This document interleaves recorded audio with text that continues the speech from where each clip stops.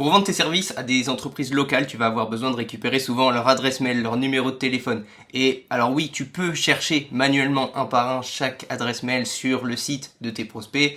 Tu peux les chercher sur les réseaux sociaux, tu peux les chercher un petit peu, tu vois, à la ZUB, de manière à ce que voilà, tu aies une liste au bout de peut-être une heure de 10 adresses mail, allez, 20 adresses mail si tu as été efficace et si tu as eu de la chance.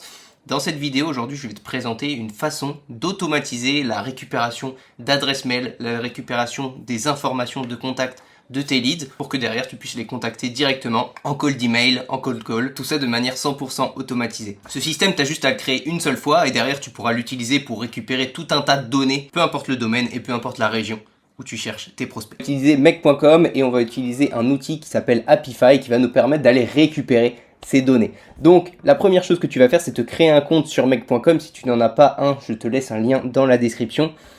C'est gratuit, donc jusqu'à un certain nombre d'utilisations, mais normalement pour notre cas tu ne devrais pas avoir à payer. Donc la première chose ici, c'est, tu vois, de créer un premier scénario avec un premier module. Tu vas cliquer sur le plus ici, tu vas taper Apify et tu vas voir ici cette application. Tu cliques ici et tu vas cliquer ici sur Run an Actor. Voilà, ici quand tu cliques sur Run an Actor, Make.com te propose de créer une connexion, donc c'est là qu'on va devoir aller se rendre sur Apify. Tu vas créer un compte sur Apify, là aussi c'est pareil, tu as une version gratuite qui te permet au moins de tester l'outil. Tous les mois tu as, comme tu peux le voir ici, 5 $, tu vois, qui sont offerts, donc on va dire que chaque requête, chaque fois que tu vas faire un appel pour aller scraper des données, donc quand je dis scraper, c'est-à-dire que Apify est un outil qui va nous permettre d'aller récupérer des données depuis différents sites. Tu vas pouvoir récupérer des données sur Instagram, comme tu peux le voir ici. Tu vas pouvoir récupérer des données sur TikTok. Tu vas pouvoir récupérer des données sur Facebook. Et en fait, il y a vraiment énormément d'outils qui sont disponibles sur Apify. En l'occurrence, nous, l'outil qu'on va récupérer, eh bien, tu vas simplement aller dans la barre de recherche ici, après avoir créé ton compte, et tu vas taper Google Maps email, tout simplement. Et tu vois que ici, on a une application d'Apify qui s'appelle Google Maps Email Extractor. Donc tu vas simplement cliquer sur celle-ci. Voilà, donc moi je l'ai déjà utilisé, tu vois, je l'ai déjà connecté à mon compte. Donc il y a déjà des données qui sont pré-remplies. Maintenant, toi, tu vas pouvoir également faire la même chose. Donc dans le cadre de cette vidéo, moi par exemple, ce que j'ai voulu récupérer, ce sont les électriciens. Donc tu vois, j'ai simplement tapé électricien. J'ai tapé la ville, on va dire la région dans laquelle je veux récupérer tous mes prospects. Donc par exemple, je vais récupérer tous les électriciens qui sont à Caen. Et là, tu vas pouvoir mettre le nombre maximal d'électriciens que tu veux récupérer. Donc ici, si tu cliques sur le petit point d'interrogation, tu peux voir que si on veut un résultat illimité, c'est-à-dire que si on veut récupérer tous les électriciens de Caen, mais absolument tous, parce que en l'occurrence, il y en a bien plus que 10, et ben tu as juste à renseigner ce chiffre-là. Dans le cadre de cette vidéo, pour éviter que ce soit des chargements trop longs, je vais simplement mettre 10. Je pourrais même mettre moins, parce que là, ça va quand même prendre un petit peu de temps. Alors quand je dis un petit peu de temps, c'est quoi? C'est 1 minute 30, 2 minutes, tu vois, pour récupérer nos 10 résultats. Mais je vais laisser 10 pour l'exemple. La langue, bah, tu vas spécifier français, à part si toi, tu es dans un pays qui n'est pas français. Et puis ici, les champs en plus, tu vas pouvoir, si tu veux les renseigner, je te laisserai te renseigner de ton côté. J'ai pas envie que la vidéo soit trop longue, mais en gros, ça te permet soit d'affiner la recherche, soit de l'élargir pour que vraiment tu aies le plus de résultats possibles qui correspondent le plus à ton activité. Donc ensuite, une fois que tout est bon, par exemple, je vais déjà te montrer ce que ça fait sur Apify. Donc on va cliquer ici sur Start, sachant que là, je lance le scrapping sur Apify, mais il faut savoir que nous on va le lancer directement sur Make, de manière à ce que tout se passe sur Make et pas sur des outils, tu vois, qu'on se disperse un petit peu partout.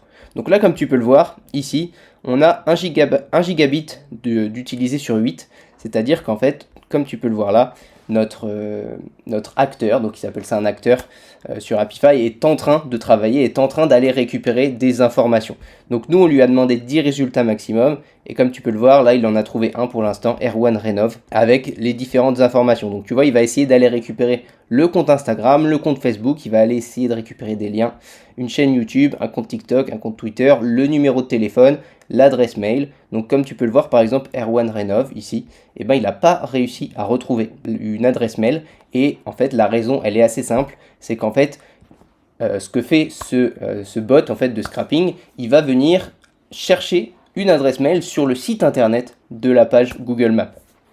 Donc en l'occurrence, Erwan Rénov n'a pas de site internet, ce qui signifie qu'en fait, le bot n'a aucun endroit où chercher une adresse mail. Si on prend par exemple l'exemple du deuxième résultat, on a bien un site internet. Donc en fait, le bot de scrapping a pu aller chercher sur le site internet s'il y a une adresse mail, et effectivement, on retrouve cette adresse mail là. Donc c'est top, et tu vois, il y a des résultats où ici on va avoir un site internet, mais par contre on va pas retrouver d'adresse mail. Ouais, quand tu fais du scrapping, ça se passe rarement comme t'aimerais que ça se passe, c'est-à-dire que tu vas faire des recherches et parfois en fait les résultats, le bot ne va pas les retrouver. Donc faut savoir que par exemple là j'ai demandé 10 résultats maximum, sur ces 10 résultats au final on n'a pas récupéré beaucoup d'adresses mail, on a récupéré une adresse mail là, une adresse mail ici, une adresse mail là. Donc en fait sur 10 résultats on a récupéré seulement 3 adresses mail, donc tu vois un résultat de 30%, c'est pas incroyable. Voilà pourquoi moi je te conseille toujours d'essayer de mettre un petit peu plus, une limite un petit peu plus élevée, de manière à être sûr de récupérer quand même assez d'informations. Parce que là c'est vrai que 3 adresses mail sur 10 peut mieux faire, tu vois. Mais voilà, c'est dans le cadre de cette vidéo et on va faire avec quoi. Donc ok, maintenant là le but c'était uniquement de te montrer Apify comment ça fonctionne, et c'est toujours utile de faire un premier scrapping depuis directement Apify, parce que une fois qu'on a ça, on va retourner ici, tu vois, dans Go to Actor, et ici on va aller, tu vois, il y a Manual ici et il y a JSON ici. Ici on a cette interface là, on va la garder pour plus tard. Ensuite on va retourner sur Make, maintenant qu'on a bien, on va dire, trouvé notre acteur Apify. Et dans créer une connexion ici, on va simplement cliquer dessus. Et ici, il nous demande un API token, donc un token d'API. Ce qu'on va faire pour récupérer notre token, c'est simplement copier-coller ce lien dans une nouvelle fenêtre et on va pouvoir récupérer notre clé API. Voilà, donc j'ai simplement copié-collé le lien qu'on nous avait donné. J'ai plus qu'à cliquer ici pour copier la clé. On va retourner ensuite sur Make et on va coller ma clé. Ok, je viens de renseigner ma clé API. Maintenant, on n'a plus qu'à attendre que la connexion Apify fonctionne. Donc voilà. Ce qu'on peut faire maintenant, tout simplement, on va aller sélectionner notre acteur, l'acteur qu'on veut récupérer. Donc ici, tu vas retrouver la liste. Quand tu vas cliquer sur le petit menu déroulant, tu vas retrouver la liste de tous les outils que tu as déjà utilisés. En l'occurrence, nous, c'est bien celui-ci. Donc là, en fait, ce champ-là, Run Synchronously, nous permet de dire est-ce que oui ou non, on veut attendre que le résultat soit terminé directement dans le scénario make. En fait, je vais t'expliquer. Imagine, on a demandé à l'outil, à Apify, de récupérer par exemple 1000 résultats. Et bien en fait, 1000 résultats, si on clique sur Run Synchronously et qu'on met Yes, et bien en fait, tout le travail, si tu veux, d'Apify se fera sur Make. Sauf que le problème, c'est que notre scénario Make, il a ce qu'on appelle un timeout, c'est-à-dire que si au bout de X secondes, il n'est pas terminé, s'il est encore en train de travailler, automatiquement il va se stopper. Donc en fait, si tu veux récupérer énormément de résultats, moi ce que je te conseille c'est de laisser No. Mais par contre, si tu as peu de demandes, et là c'est le cas de notre vidéo, eh bien tu peux mettre Yes, parce que en fait les 10 résultats, le temps de récupérer les 10 résultats, on n'aura pas le timeout qui sera atteint, donc on pourra continuer notre automatisation. Voilà. Donc on va laisser Yes ici. Le input JSON, justement c'est exactement ce qu'on avait tout à l'heure. Donc je vais retourner ici et on va copier tout ça. Donc je vais faire commande C et ici dans Make je vais revenir et je vais faire commande V. Donc là tu vois c'est pas hyper lisible si tu veux, donc je vais juste supprimer ça et au lieu de faire un commande V je vais faire clic droit et je vais faire coller en adaptant le style ici. Je sais pas s'il y a ça sur Windows, ça me dit rien, mais tu me diras dans les commentaires s'il y a ça sur Windows ou si c'est uniquement sur Mac qu'il y a ça. Et donc là, on a déjà un aspect un petit peu plus visible des informations en fait, qu'on va fournir à Apify. Pour t'expliquer rapidement, le JSON nous permet de faire exactement la même chose que ce qu'on avait fait ici, dans la partie manuelle. En gros, dans la partie manuelle, c'est un champ avec un formulaire. Ici, le formulaire, c'est une manière de demander de l'information adaptée à l'œil humain, tu vois, adaptée à notre manière de fonctionner avec les sites, alors que JSON, c'est exactement la même chose que le formulaire, c'est juste que c'est beaucoup plus compréhensible pour un ordinateur, même pour le logiciel mec, tu vois. Donc c'est pour ça qu'on lui fournit le JSON, on ne peut pas lui fournir le formulaire, donc on lui fournit du JSON, mais c'est exactement la même chose. Donc ici, on peut modifier les mêmes informations que tout à l'heure. Donc c'est-à-dire, par exemple le langage, bah moi j'ai mis français. Si on veut le langage en anglais, on a juste à remplacer par EN. Si je veux changer la localisation, au lieu de mettre Caen, je veux mettre Bordeaux, je peux le faire ici, tu vois. Ce qui peut nous permettre, nous, dans Make, bah, par exemple, si ici on a un module, par exemple, tu vois, un Google Sheet dans lequel il y a une liste de pays, de villes, Bordeaux, Caen, Rennes, Toulouse, je sais pas quoi, Biarritz, eh bien, on va pouvoir faire toute une boucle qui va venir récupérer toutes les villes, et à chaque tour de boucle, eh ben, on va venir ici changer la ville, tu vois, en utilisant la variable de notre Google Sheet. Ça, c'est totalement possible, ce qui peut te permettre de récupérer encore plus de données. Ici, eh ben, on peut bien sûr modifier le nombre maximum de résultats par recherche, donc on va laisser 10, et ici on va pouvoir modifier le type de recherche qu'on veut. Donc là j'ai mis électricien, je pourrais très bien mettre plombier, menuisier, charpentier, tu vois, il y a plein de choses. Concernant build, timeout et memory, et ben on va tout laisser comme ça, je pense que c'est pas mal. On fait OK, et là on va pouvoir faire déjà un premier test, donc je vais faire run once, et on va voir déjà si tout fonctionne. Donc forcément ça prend un petit peu de temps comme tout à l'heure. Là ça récupère bien chaque ligne une à une de chaque entreprise, donc ça va récupérer, comme je te l'ai montré, le numéro de téléphone, etc. Si là on va sur Happify, tu peux voir qu'il y a effectivement de nouveau 1 giga sur 8 giga qui est utilisé, parce que en fait bah là on n'a pas lancé le bot depuis Happify, mais on l'a lancé depuis Make, et au final bah, ça prend autant de mémoire. Si on retourne sur Make, l'acteur devrait bientôt avoir terminé son travail. Donc là on a les résultats ici de ce que nous a renvoyé l'acteur. Donc nous, ce qui nous intéresse dans les résultats renvoyés par Happify, en fait, c'est le default dataset ID. En fait, voilà, contrairement à beaucoup de modules sur Make, Happify, lui, ne va pas nous renvoyer directement tous les résultats. Parce que s'il nous renvoyait tous les résultats directement dans cette fenêtre-là, et ben imagine qu'on ait demandé 1000-1500 résultats, au final ce serait beaucoup trop long, ce serait beaucoup trop chargé pour Make. Donc en fait, nous, ce qui nous a renvoyé, c'est l'idée du dataset, donc l'idée de, si tu veux, les résultats qu'on vient de récupérer. Et donc pour les récupérer, ben, on va simplement venir copier cette variable-là. Ici, je vais cliquer sur le plus, Happify de nouveau, et ici, on va cliquer sur Get Dataset Items.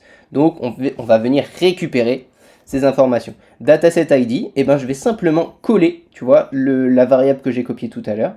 Donc on pourrait très bien faire ça, mais on pourrait aussi très bien, venir la récupérer depuis les variables renvoyées par celui-là, si tu veux. C'est totalement possible.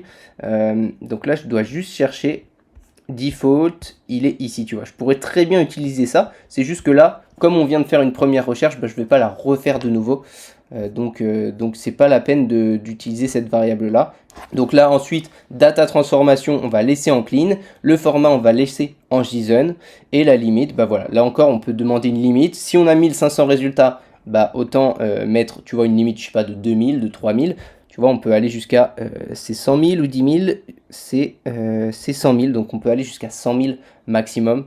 Et le offset, c'est pour, bah tu vois, si tu as déjà traité les 100 premiers résultats, et ben en fait ici tu vas mettre 100 pour que ça puisse traiter les 100 résultats suivants, si tu veux. Nous en l'occurrence, on va rien mettre, on va laisser comme ça. On clique sur OK. Ensuite, je vais juste faire un clic droit ici et cliquer sur Unlink, parce qu'en fait on a déjà récupéré les résultats ici, et les résultats en fait ils sont stockés dans cette variable là. Donc si je lance mon résultat, et ben tu peux voir qu'on a un total de, tu vois, on a plein de bundles qui sont renvoyés. Normalement, on devrait en avoir 10 puisqu'on a demandé une limite de 10. Voilà, ils sont tous ici. Et donc, dans chaque bundle, on va avoir plusieurs informations. Donc, on va avoir par exemple l'adresse ici. On va avoir ici, alors là, on a l'adresse complète. Ici, on a l'adresse de la rue. Ici, la ville, le code postal. On va avoir le numéro de téléphone. On va avoir le numéro de téléphone non formaté. Un score. Donc, le score, en gros, c'est le nombre, enfin, c'est les reviews, si tu veux, les avis. Donc, on peut voir ici que cette entreprise a une note de 5 sur 5. Mais on peut voir ici qu'elle a seulement 2 avis. Donc, au final, elle a 2 avis 5 sur 5. Tout s'explique. On va avoir ici les catégories, donc on peut voir que c'est un électricien. On va pouvoir voir si la personne a des images, elle n'a pas d'image. On va pouvoir voir les heures d'ouverture, donc en l'occurrence la personne n'a pas renseigné ses heures d'ouverture. Ici c'est ce qui nous intéresse le plus, on va avoir des emails. En l'occurrence là, on n'a aucun email. et le numéro de téléphone, on n'a aucun numéro de téléphone. Donc au final, ce premier résultat, je pense qu'il n'est pas terrible. On va plutôt aller essayer de trouver une entreprise avec des adresses mail. Donc ici, il n'y a toujours pas d'adresse mail. Bundle 3, email, c'est vide. Ici, voilà, on a, donc ça c'est dans le résultat 4. On a 2 adresses mail, donc comme tu peux voir cette adresse mail là, à mon avis, elle est bidon, bah, c'est même sûr elle est bidon. Par contre la première, elle est intéressante, on a déjà une adresse mail ici, donc c'est cool. On va pouvoir bien sûr continuer de regarder tout ça. Une fois qu'on a récupéré toutes les informations de Happify, on va pouvoir venir stocker tous les mails dans un Google Sheet par exemple. Donc pour ça, on va créer directement un Google Sheet adapté. Ok, on va faire dans la première colonne, on va appeler ça nom du business. La deuxième colonne, ce sera site web. La troisième colonne, ce sera adresse. Et la quatrième colonne, on peut mettre tout simplement email avec un S. Ouais, je pense que c'est pas mal. Ici, on va venir adapter un peu le visuel. Ok, donc maintenant que notre Google Leads, il est prêt, on va retourner sur Make. On va ajouter un module Google Sheets. Ici, Google Sheets, super. Et donc là, on va cliquer sur... On va ajouter le module Add Euro, ok, pour ajouter une ligne à notre Google Sheet. Ici, on va venir choisir, alors il faut que je me mette sur le bon compte Google. Ici, on va venir choisir notre spreadsheet, donc en l'occurrence, celle que je viens de créer, c'est Leads électricien, ici. Sheet name, c'est la feuille numéro 1. Est-ce que ça contient des headers? Oui. Le nom du business, alors là, on n'a plus qu'à venir récupérer tout simplement les différentes informations. Donc en l'occurrence, là, ce serait title pour nom du business. Site web, eh bien, on va mettre... on va venir simplement chercher le site web de l'entreprise. Donc ça va être ici dans website. Ensuite, l'adresse, eh bien, on va prendre l'adresse complète ici.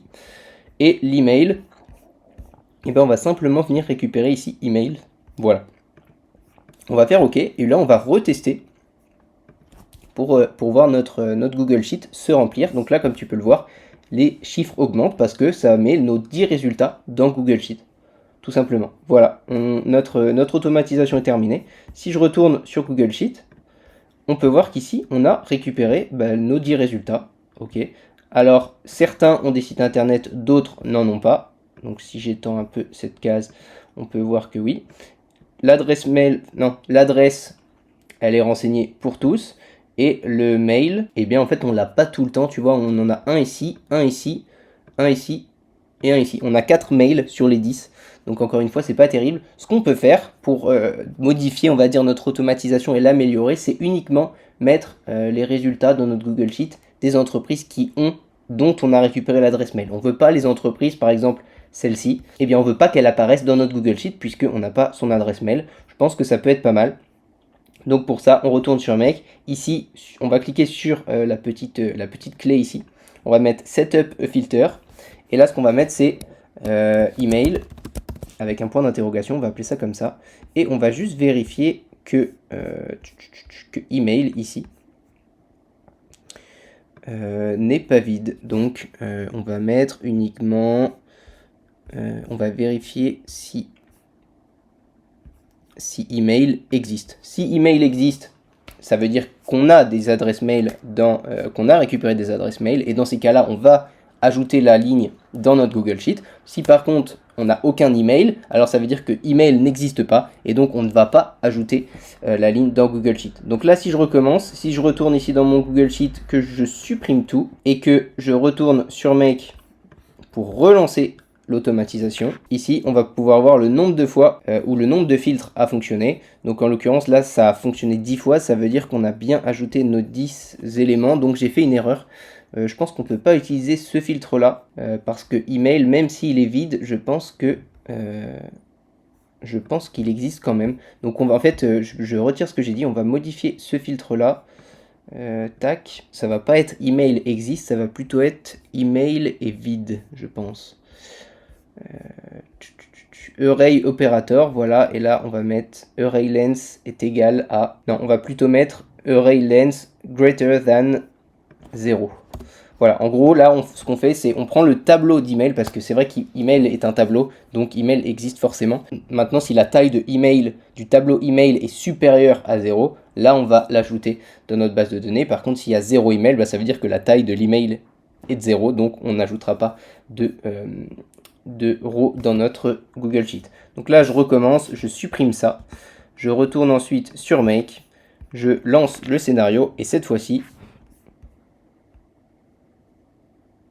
on a bien 4 résultats ici, comme tu peux le voir, le filtre a fonctionné 4 fois. On n'a que 4 colonnes dans notre Google Sheet, 4 lignes pardon, dans notre Google Sheet, et effectivement, ça a bien marché. Donc on a Monsieur Elec, on a son site web, on a l'adresse, on a les différents emails. Donc tu vois, en l'occurrence, celui-ci, on a 2 emails, mais après c'est à toi de, tu vois, nettoyer un petit peu ta base de données, de manière à, tu vois, supprimer ce deuxième email qui ne sert à rien, parce qu'on peut voir clairement que c'est un faux.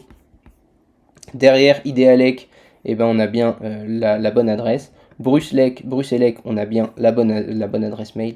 Et DSDE, on a bien la bonne adresse mail. Maintenant, ce qu'on peut faire, bah, en fait, c'est augmenter la limite de manière à ce que, automatiquement, on ait, je sais pas, si tu mets une limite à 100, par exemple, eh ben, tu vas avoir 100 résultats.